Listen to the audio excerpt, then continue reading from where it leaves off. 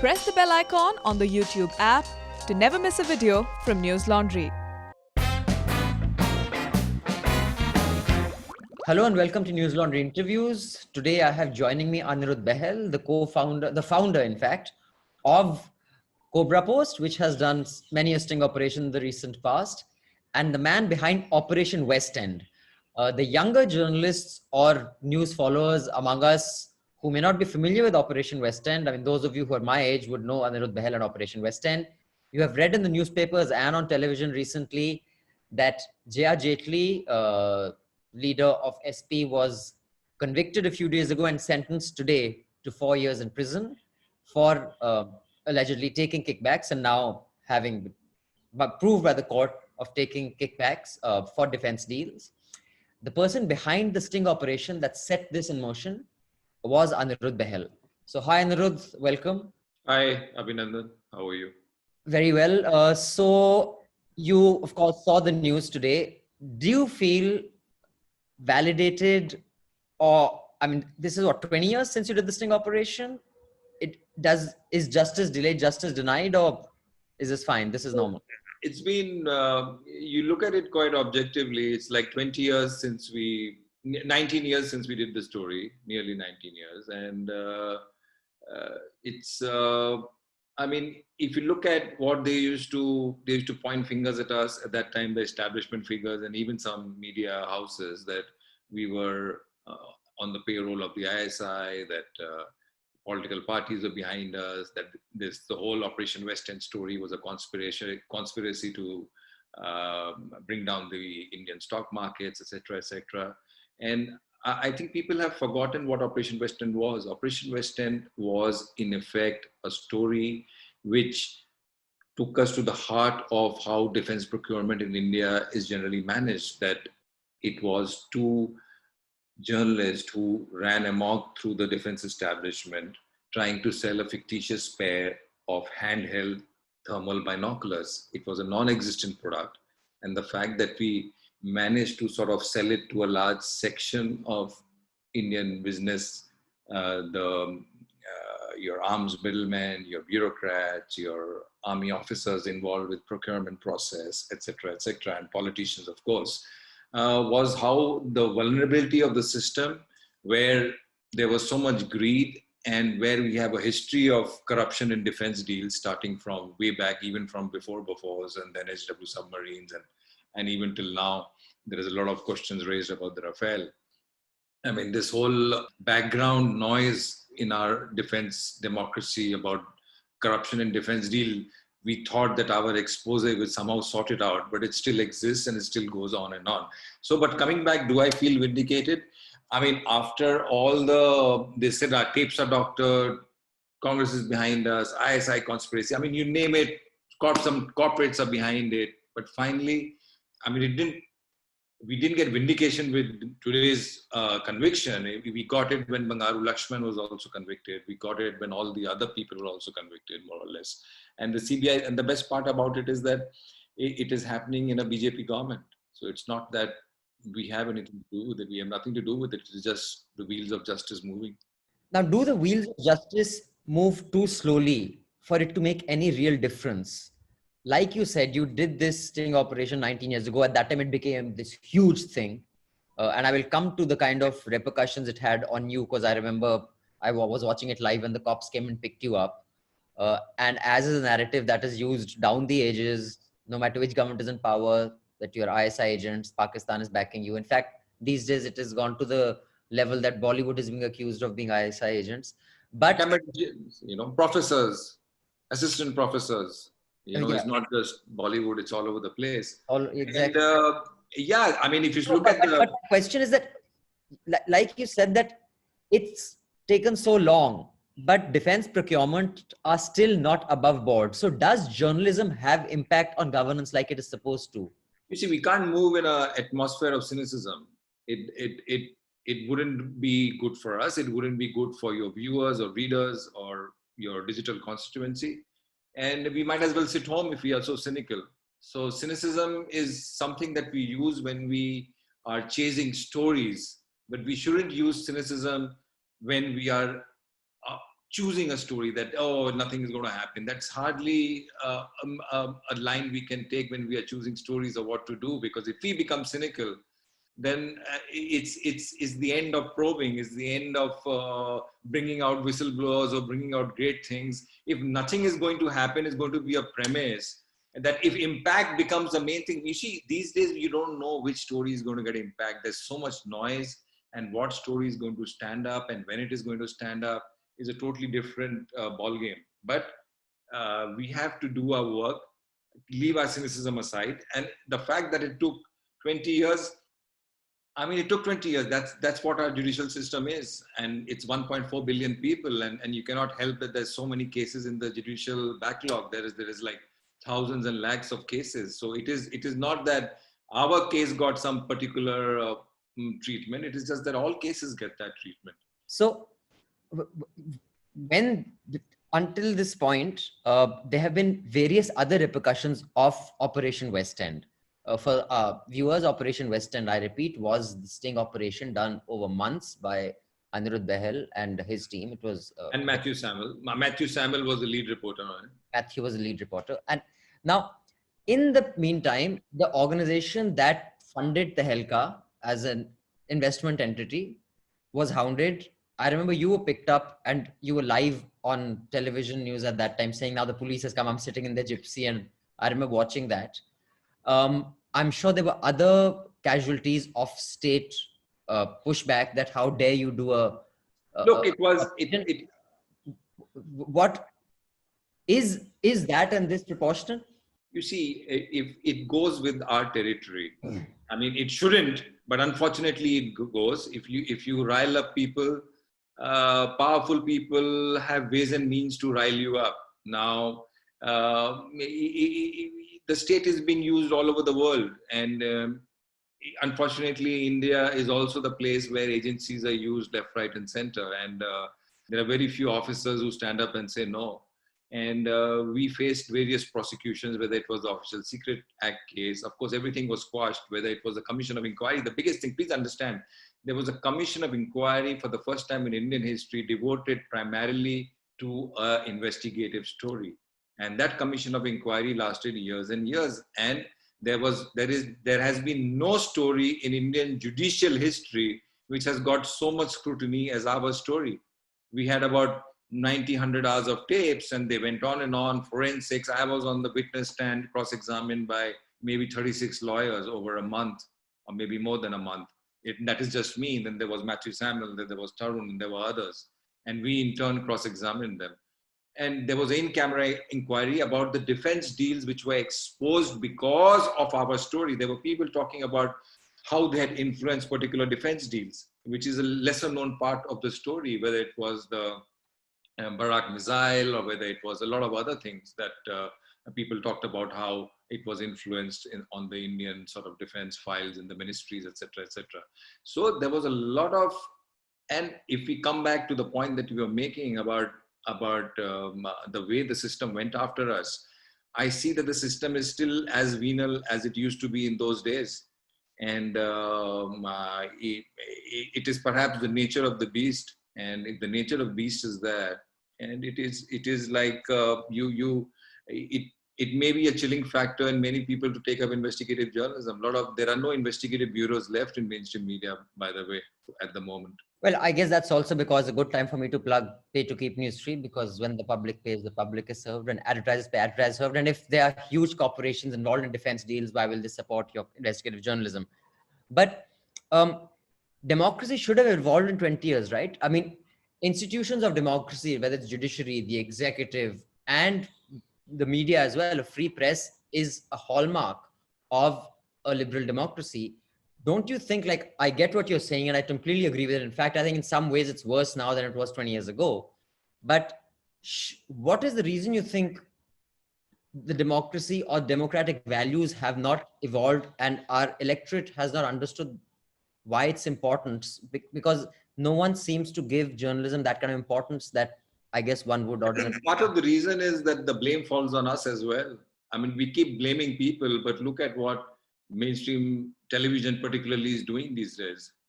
And I mean, I need not elaborate it. All of us sometimes I call it the Hinduization of the Indian channels. And it's a term that I often use, right or wrong. And it is something that all of us have basically switched off television news. I mean, the kind of reporting that happens, the kind of reporting obsequiousness that has crept into reporters, not so much reporters, because there's still reporters, and there are many reporters who have stories, who want to do stories, who are eager to do stories, but it's just the management and the top tier which doesn't give them any space. And it is a story repeated in all the major television, and this whole way in which sort of propaganda is moved in particular veins, and with to favor certain particular political formations. I mean, that never used to happen maybe even 10 years back, or 7 years, 8 years back. But now it's like open season, and they see the kind of noise that happens on television, the tutu meme, and people get, I mean, you can be entertained for a while, but after a while you hunger for news, you hunger for investigations. Even those people who may love particular political parties are not really their, they're not their slaves. If you educate people, if you come out with investigations like we used to do even in UPA 1 and UPA 2, then I think a lot of what is happening, the blame falls on us. We can't keep pointing fingers at other people. Now, coming to Operation West End, how long did this investigation actually last? And when you went live with it, what were you ready for? I mean, what had you said was, I'm ready to pay this price? How does a reporter's mind work? Look, the groundwork and the fieldwork went on, I think, from nearly August of 2000 till January of 2001. And there was a lot of production involved. As you can well imagine, it was a 4.5-hour documentary. It wasn't a cut-to-cut documentary. Documentary had a lot of space. It gave a lot of long sort of voiceovers. And context, yes. There was a lot of, so we had to, my thing was that I don't want it to look good. I want the evidence to go in. And with the evidence, pushing in all the evidence. And then our stand then was largely that we have put the story in the public domain. Now other agencies, if they seek to push it and take it, we don't have a prosecutorial role. We don't have any other role to it apart from bringing the story and sort of running with it. And we were conscious of the dimensions of the story. If you remember that there was a total sannata for 2-3 days, no spokespersons were coming on TV. And then a lot of people started making calls to find out who were the owners of Tehelka, because that was the way that the usual Delhi works. And when they came to know that the journalists themselves, or one of the journalists themselves was one of the owners, co-founders of the Tehelka.com, then they didn't really know what to do, because here the journalists themselves, the owners themselves were doing the story. And we anticipated there would be trouble, but it would be, I never anticipated the kind of sustained vehemence and sustained propaganda that went after us, and with the whole state, whether it was the CBI, whether it was the ED, whether it was the Commission of Inquiry, whether it was the Delhi Police. So, and I must say that there were a lot of well-meaning officers in all those places who sort of shielded us a lot. And for that, I'm very grateful, who understood that the system was coming after us, and who understood that it is, but they were few and far in between. In fact, when I bumped into those officers later, you see, if I hadn't been there, then God knows what they would have done to you. But I would take it with a pinch of salt. I mean, you should have done more, I always tell them. It made us friendly with a whole bunch of lawyers, and the lawyers who appeared against us at that point of time, I make it a point to go to them and say that, okay, you did prosecute the wrong side, you were for the wrong, but now you have to take freedom of speech cases for us. You have to take cases pro bono. And do they? Yeah, a lot of them do. I mean, there's one community that stood by Tehelka and even stood by Cobrapost and stands by a lot of journalists in Delhi. It's the lawyers. I mean, I must say that I really appreciate the Delhi legal community, and whether it is, and they really helped us a lot. And that is why, because the legal costs alone would have been unsustainable at that point of time. Okay, last question coming to Jaya Jaitly, since she has just been convicted. Did you interact with her at all during all these hearings, the legal procedure, when there was a commission of inquiry to check whether your tapes are authentic or not? Did you have interactions with her, and what were those like? Yeah, we would bump into each other, the commission of inquiry, and even in the CBI courts. And I was okay. I mean, I have nothing personal against any of them. And the fact that there may have been a lot of the lawyers had a lot of more blood than some of the other sort of legal participants in the case. And to me, it was never, there was nothing personal in any case ever. And it is just, I just called it the way it was. And that's it. I mean, to me, it was a story that took a lot of time and effort. It was a legitimate story. People took us. It was the middlemen who took us where they took us. We didn't sort of, we didn't go and knock on a door and say, who's there? It was the middlemen who were taking us to different middlemen, politicians, and army men who they knew would help us in the deal.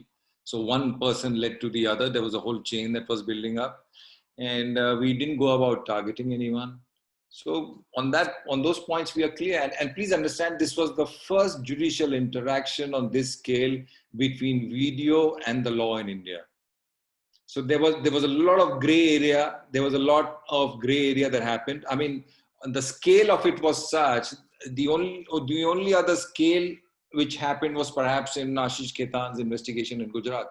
That scale and that collision of videos with the state of the law in India, and that led to a lot of case law, developing a lot of case law which people now use. So in that sense, there's a lot of history here. So all our cases, whether it has developed case law, which is there for a lot of youngsters to use now. In fact, I remember because I had a production house. We used to make television content when this entire commission of inquiry was on, and someone who I used to work with regularly was called to as an expert for, whether tapes are tampered. And I remember talking to him. He said, "उन्होंने मुझे बुला लिया है. अब मुझे क्या पता यार, tampered है कि नहीं? होगी technology बाहर, मुझे थोड़ी ना पता है. लेकिन मुझे बुला लिया." Actually, please come to think of it, we are talking about 20 years back. There were no deep flakes then. There was nothing. It was impossible to doctor these tapes because the audio and the video were on a single track. It was analog. You couldn't alter the audio without altering the video. Right. It was just a mind-boggling fact which saved us, but because it was not enough. Impossible to doctor. But the thing is, not enough people knew enough about video that what's happening else. So, now with the internet, we take for granted that in 1 minute we know what's the latest production tools that have come up here, there. And at that time, I remember this whole thing was so new. This whole video evidence of someone giving cash to a party president. And, those of us, those of you watching at that time, Bangari Lakshman was the party president of the BJP. I mean, just to give you an idea of how important that position is, that position today is held by Mr. Nadda, but before that it was held by Amit Shah. So that's the person who, they had on video. You're forgetting the defense minister, George Fernandez. But he didn't appear on the video, did he? No, he's not on the video. I'm saying the meeting with Jaya Jaitly happened in George Fernandez's house. Correct. It happened. And he resigned subsequently and came back. But just leaving you on a brief note, it was basically when you say that this whole doctoring thing, 20 years back, it was just not possible to do what is perhaps possible now. Right. And this whole thing of coming around but it went through various stages. It first of all, it took, if I estimate the number of days I've spent in courts over the last 20 years, it's been nearly 3 years of my life. Wow. People talk about the price you pay. You go to courts, you go to Army Court of Inquiry, you go to CBI courts, and this is not just one case. Commission of Inquiry was one thing.